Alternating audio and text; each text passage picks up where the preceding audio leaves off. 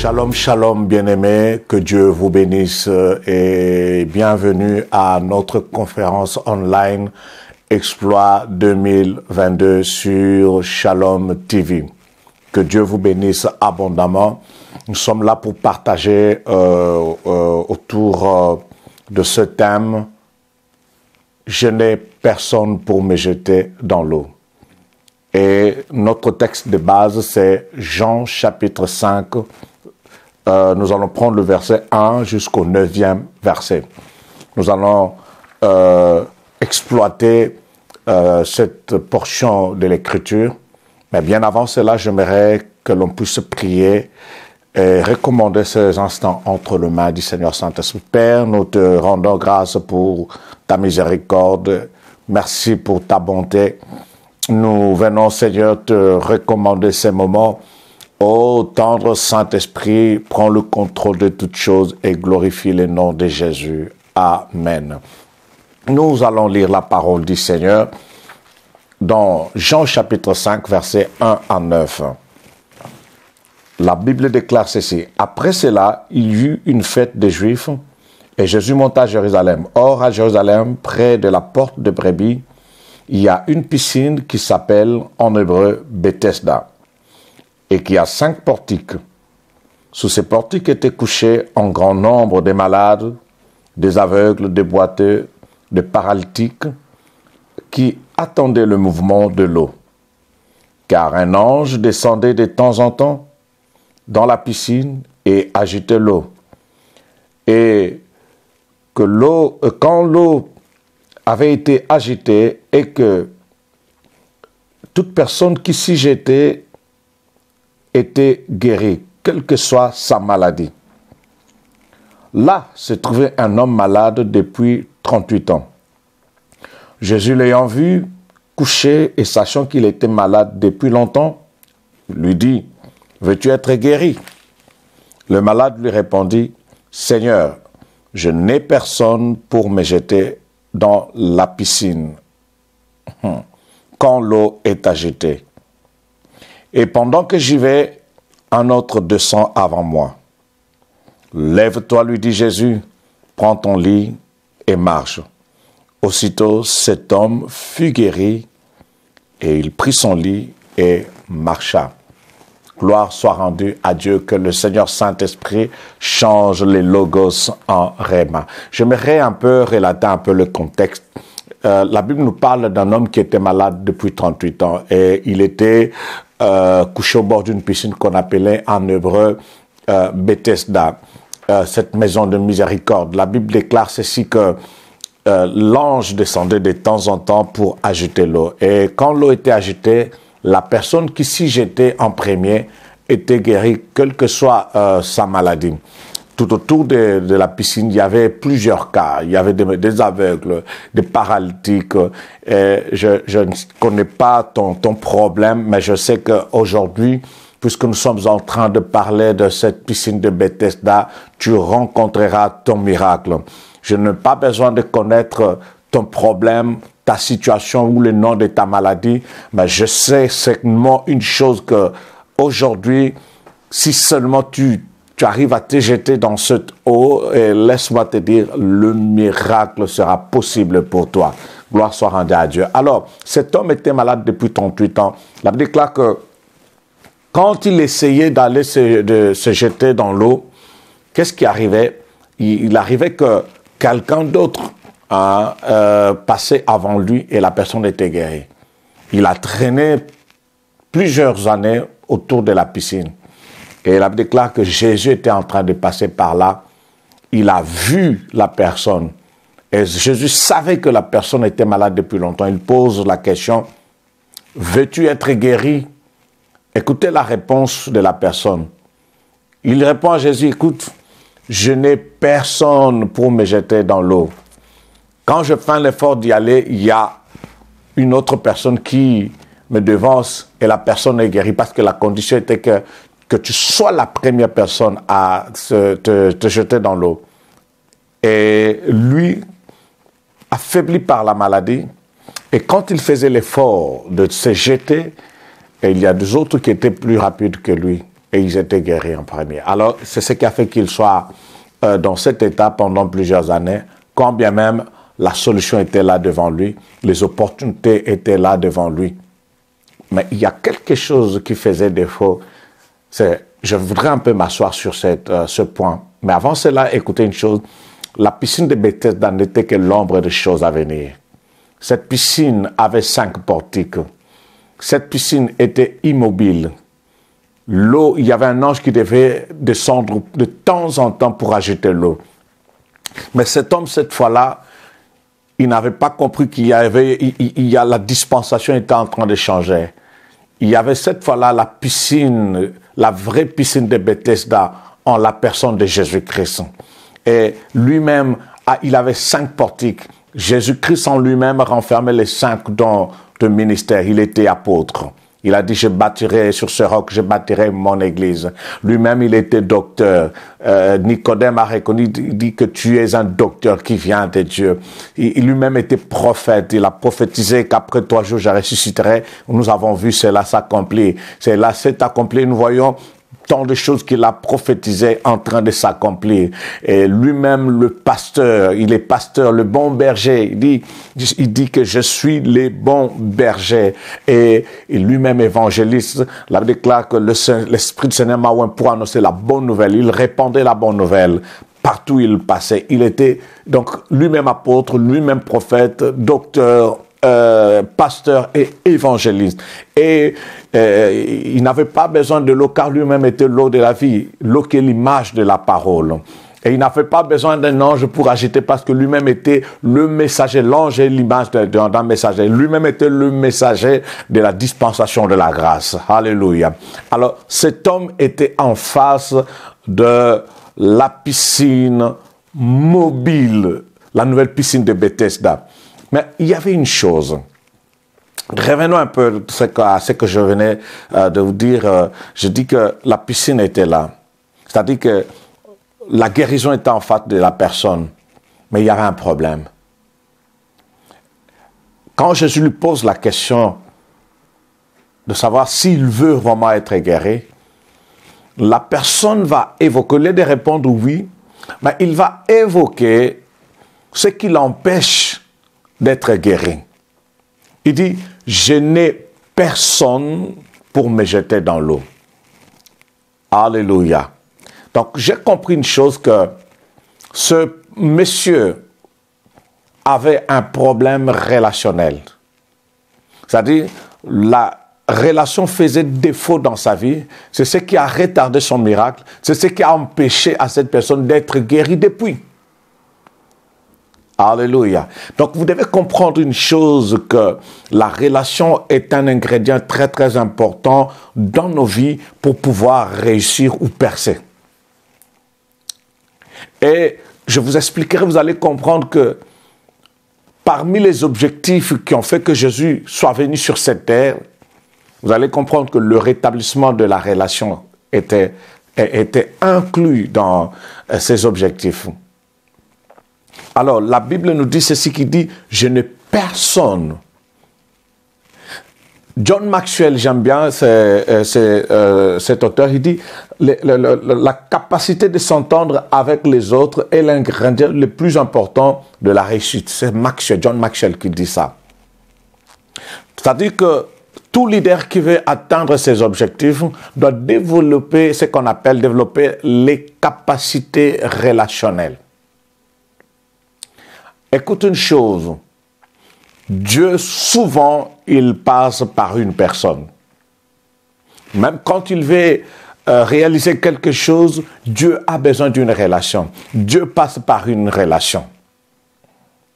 Et en lisant la parole de Dieu, vous allez comprendre que beaucoup de gens, au travers de qui Dieu a manifesté sa gloire, le Seigneur a utilisé une relation. Entre parenthèses, vous savez, quand le diable veut bloquer la vie d'une personne, quand le diable veut détruire la vie d'une personne, je voulais dire, le diable détruit les capacités relationnelles. Le diable fera de sorte que tu sois une personne conflictuelle. Le diable fera de sorte que tu n'aies pas de bonnes personnes autour de toi. vous savez, Proverbe dit ceci, que le pauvre est odieux aux yeux de ses amis. C'est-à-dire que la pauvreté peut compliquer les réalités relationnelles dans ta vie. Donc vous comprenez que le diable a mis en place une stratégie pour détruire les bonnes relations. Quand je parle des relations, je parle plus de bonnes relations. Pour détruire cette capacité relationnelle. Écoutez bien, la relation est comme un ascenseur. Quand elle est bonne, elle peut te faire monter. Quand elle est mauvaise, elle peut te faire descendre. Alors cet homme, son plus grand problème, c'est pas qu'il n'avait pas il n'avait pas la volonté d'être guéri, mais il n'avait personne. Il y avait un problème au niveau de relation. Je vais vous évoquer quelques personnes dans la Bible, vous allez comprendre que Dieu a toujours, souvent, hein, je dis souvent parce que Dieu est souverain, je dis que souvent, il a toujours utilisé une relation. Et vous allez voir dans la Bible, l'histoire de Joseph, dans le livre de Genèse, quand il a été jeté en prison. Vous savez une chose, que Joseph avait la faveur de Dieu. Il est devenu capitaine en prison. C'est-à-dire, il était en bon terme avec le chef. C'est lui qui dirigeait la prison. Et en tant que capitaine, il était en bonne relation avec tous les prisonniers. La preuve en est qu'il a trouvé 2 prisonniers qui avaient fait un rêve et qui n'arrivaient pas, qui étaient un peu anxieux par rapport à leur rêve. Et puisqu'il était en bonne relation avec eux, il s'approcha d'eux et il se donna la peine d'interpréter leurs rêves. Alléluia. Alors, vous comprenez, le rêve se réalisait, l'autre est mort, et l'autre a été rétabli dans ses fonctions près de Pharaon. Les années se sont passées. Mais quand Pharaon a eu un souci de rêve, la personne, les chansons s'est souvenu qu'il y avait quelqu'un en prison qui m'avait aidé. Et c'est alors qu'on alla chercher Joseph. Supposons que Joseph n'était pas en bon terme avec ses prisonniers. Il allait repousser la visitation divine. Alléluia. Mais puisqu'il était en bon terme avec tout le monde, et voilà, cela a occasionné maintenant la visitation divine dans sa vie. Certes, j'aimerais épingler une chose, que tout le monde ne sera jamais d'accord avec nous. Ça, il faut le savoir. Mais de ton côté, fais un effort d'être sélectif dans tes relations. Car Dieu souvent ne nous impose pas des relations, mais il nous laisse cette liberté de choisir ou d'être sélectif dans nos relations en fonction de notre destinée. Alléluia. Et deuxième exemple, je prendrai aussi, le temps nous manquerait de lire, c'est dans le livre de Ruth, nous allons prendre l'histoire de Ruth. La Bible nous dit ceci, que quand Naomi a pris la décision de retourner à Bethléem, la Bible déclare que ces 2 belles filles, Orpa et Ruth, vont s'engager à la suivre. Mais Naomi va insister pour qu'elle reste. Orpa va retourner. Mais Ruth, c'est comme si elle était divinement avertie par le Seigneur pour s'accrocher à Naomi. Elle va faire une alliance avec Naomi en disant que ton Dieu sera mon Dieu, ton peuple sera mon peuple. Et là où tu mourras, je mourrai aussi. Elles ont débarqué à Bethléem, mais écoutez, elles avaient tous la même condition parce qu'elles étaient veuves et pauvres. Et même quand elles sont arrivées à Bethléem, c'est Ruth qui commençait à travailler, à prendre en charge sa belle-mère. Mais écoutez, bien-aimés, une relation peut paraître insignifiante devant toi, mais elle peut cacher une grande visitation divine.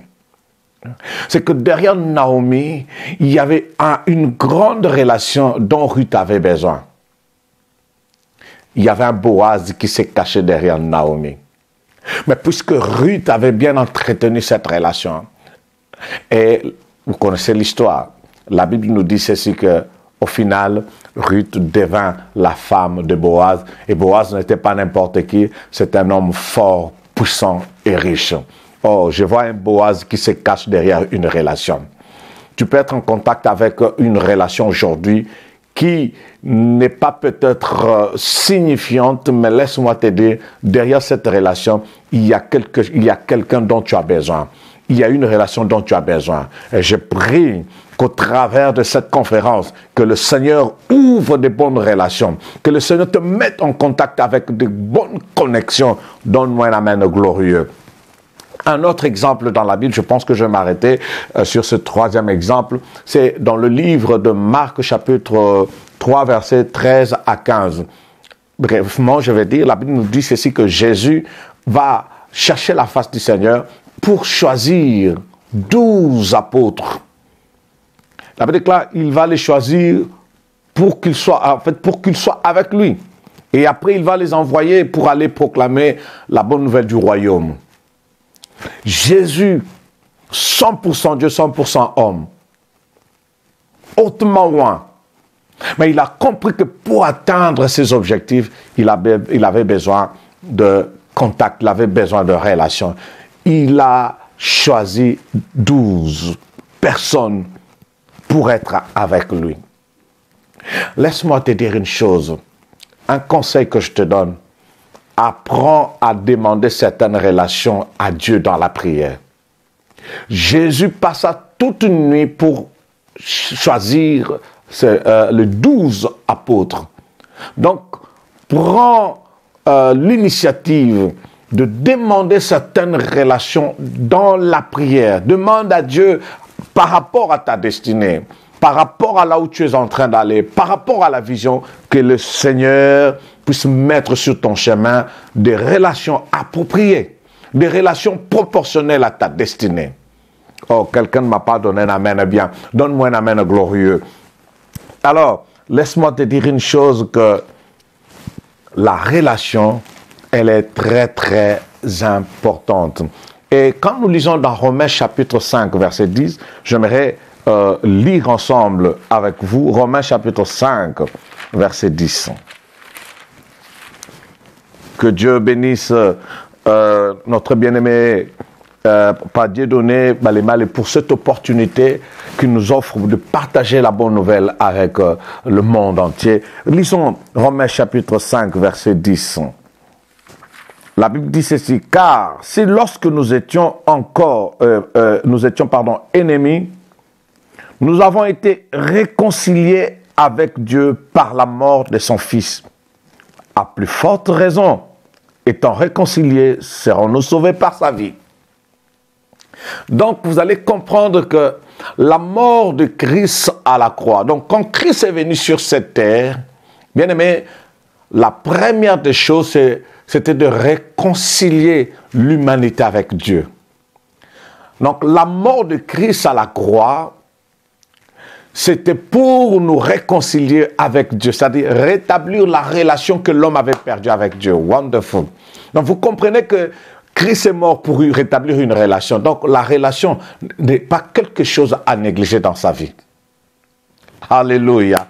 Laisse-moi te dire une chose, qu'après cette conférence, que le Seigneur puisse mettre sur ton chemin de bonnes relations, des relations qui vont t'élargir, des relations qui vont te conduire plus loin, qui vont t'amener plus loin, des relations qui vont t'amener dans la hauteur. Donne-moi un amen glorieux. Alléluia. Et vous allez comprendre que cette relation avec Christ, c'est la plus grande relation. Je reviens à notre monsieur qui était autour de la piscine de Bethesda. Son problème, c'est qu'il n'avait personne pour le jeter dans l'eau. Alors Jésus était devant lui pour dire: écoute, tu n'as personne, mais je suis la plus grande relation que tu puisses avoir dans ta vie. Alléluia. Laisse-moi te dire une chose. Certes, tu n'as pas beaucoup de contacts, tu n'as pas beaucoup de relations, mais Jésus est la plus grande relation que tu puisses avoir. Et au travers de cette grande relation qui est Christ, il peut te connecter à d'autres bonnes relations. Parce que derrière chaque relation, il y a aussi notre relation. La Bible nous dit ceci dans le livre de Colossiens chapitre 1, verset 27. Christ en vous, c'est l'espérance de la gloire. C'est-à-dire, la relation avec Christ nous conduit à la gloire. La relation avec Christ nous prépare à vivre la gloire. Alléluia. Voilà pourquoi Christ pouvait dire à cet homme, oh, regarde-moi bien. La piscine de Bethesda, qui a 5 portiques, exige que tu sois le premier à... Si j'étais... Mais ton problème, c'est que tu n'as personne. Mais moi, Jésus, je me pointe là. Je suis la plus grande relation que tu puisses avoir dans ta vie. Si je viens dans ta vie, la gloire devient ton partage. Colossiens dit, Christ en vous, l'espérance de la gloire. Alléluia. J'aimerais dire à quelqu'un, tu n'as personne pour te jeter dans l'eau, mais Christ est la plus grande relation que tu puisses avoir. Et derrière Christ, il te connectera à d'autres bonnes relations qui vont t'élargir. Quelqu'un ne m'a pas donné un amen glorieux. Non, donne-moi un amen vitamineux. Et comme tu dis amen, je déclare que le Christ qui est en toi puisse éclater sa gloire dans ta vie et que la gloire du Seigneur puisse affecter tous les domaines de ta vie. Que la gloire de notre Dieu affecte ton mariage, affecte ton foyer, affecte tes finances, affecte tes affaires, affecte ta santé, affecte tes enfants, affecte tes parents, affecte tes frères et sœurs, affecte tes études au nom puissant de Jésus-Christ. Écoute une chose. Jésus-Christ lui-même a dit ceci. Il dit à ses disciples dans le livre de Jean, chapitre 14, verset 16, il leur dit ceci que quand je partirai, je vous enverrai le consolateur, un autre consolateur. C'est pour dire ceci que Jésus voulait que ses disciples demeurent en relation avec la divinité, avec le ciel. Alléluia. Il dit, même si je pars, écoute, le Saint-Esprit viendra. Un consolateur, un autre consolateur. Et cet autre consolateur est semblable à Christ. Et vous allez comprendre que entretenir la relation avec Christ, entretenir notre relation avec le Saint-Esprit nous permet à vivre la gloire de Dieu. Alors Jésus dira à cet homme, lève-toi, prends ton lit et marche. Laisse-moi te dire, quand tu entretiens une bonne relation avec Christ, quand tu crois en la personne de Christ, parce que la personne a cru à la personne qui était devant lui, mais écoute maintenant, les choses ont changé dans sa vie. La Bible déclare, il s'éleva et il prit son lit et il marcha. Je vais te dire une chose. Quand tu apprends à développer une bonne relation avec le Seigneur, tu apprends à développer une bonne relation avec le Saint-Esprit, il va renverser des choses dans ta vie. Le lit a supporté cet homme pendant 38 ans. Mais quand il a rencontré Christ, les choses se sont inversées. Écoutez, qu'est-ce qui s'est passé? Jésus lui a dit, prends ton lit et marche. Ce n'est plus le lit qui transportait la personne, mais c'est la personne qui transportait le lit. Vous allez comprendre que quand tu rencontres Christ, le Seigneur va inverser les choses. Il va renverser certaines choses. Il va renverser certains protocoles dans ta vie. Au lieu d'être supporté, c'est toi qui vas supporter les autres. Au lieu d'être soutenu, toi tu deviendras le soutien de plusieurs. Quelqu'un ne m'a pas donné un amen glorieux. Donne-moi un amen puissant. Donne-moi un amen vitamineux. J'aimerais te dire t'annoncer une très bonne nouvelle. Tu n'as personne dans ta vie pour te jeter dans l'eau. Christ est la plus bonne relation et la plus grande relation que tu puisses avoir pour être jeté dans l'eau. Tu n'as personne pour te recommander, bien-aimé, quelque part. Adresse-toi à la plus grande relation. La Bible déclare ceci dans le livre de Proverbes, chapitre 21, au premier verset, que le cœur du roi est comme un courant d'eau entre les mains de Dieu. Il les penche où il le veut. Si tu es en bon contact avec le Seigneur, il penchera le cœur des autres, de rois ou de certaines personnes en ta faveur. Tu n'as personne, tu as Christ dans ta vie, qui est la plus grande relation, pour te connecter à d'autres relations, afin que tu vives la gloire de Dieu. Je suis arrivé à la fin de mon message. J'aimerais dire une chose avant de prier. Si tu n'as jamais fait de Jésus-Christ comme Seigneur et Sauveur de ta vie, j'aimerais t'inviter aujourd'hui à le recevoir dans ta vie comme ton Seigneur et ton Sauveur, à faire de Jésus la plus grande relation de ta vie. Et ta vie changera. Tu peux prier avec moi pour recevoir Jésus-Christ comme Seigneur et Sauveur dans ta vie. Dis, Seigneur Jésus, merci pour ton amour et merci pour ta mort à la croix. J'ai compris que par ta mort, tu nous réconcilies avec Dieu. Aujourd'hui, j'ouvre mon cœur. Je te reçois comme mon Seigneur et mon Sauveur. Et j'aimerais te réconcilier avec le Père par toi. Pardonne mes péchés et lave-moi par ton sang. Et je fais de toi ma plus grande relation. Amen. Et vous qui êtes chrétiens déjà, je vous demande de pouvoir communier avec le Seigneur Saint-Esprit, entretenir une très bonne relation avec le Saint-Esprit, vous vivrez le bénéfice de la piscine de Bethesda. Et pour clôturer, je vais prier maintenant pour les relations. Père, au nom de Jésus par le Saint-Esprit, je prie pour mon frère et ma sœur. Je déclare au nom puissant de Jésus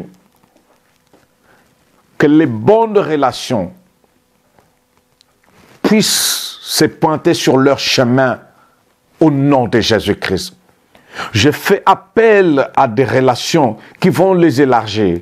Je fais appel à une relation qui va pistonner mon frère et ma sœur, qui va fortifier mon frère et ma sœur, que ce soit spirituellement, matériellement, financièrement, au nom de Jésus-Christ. Et je brise toute influence maléfique qui empêche à mon frère d'avoir à mon frère et à ma sœur d'avoir de bonnes relations. Je brise cela au nom de Jésus-Christ et je proclame la victoire au nom de Jésus-Christ. Amen. Que le Seigneur vous bénisse et j'aimerais faire aussi lancer cet appel à tout le monde, à toute personne qui nous suit, de bien vouloir contribuer à cet instrument, à ce ministère Shalom TV, cet instrument qui nous permet de véhiculer la bonne nouvelle. Et je pense que vous aurez toutes les coordonnées sur Shalom TV. Nous bénissons notre bien-aimé Papa Dieudonné Balémalé ainsi que son épouse et toute ta famille. Que Dieu vous bénisse abondamment et nous nous retrouverons prochainement. Et quant à moi, je vous dis bye bye.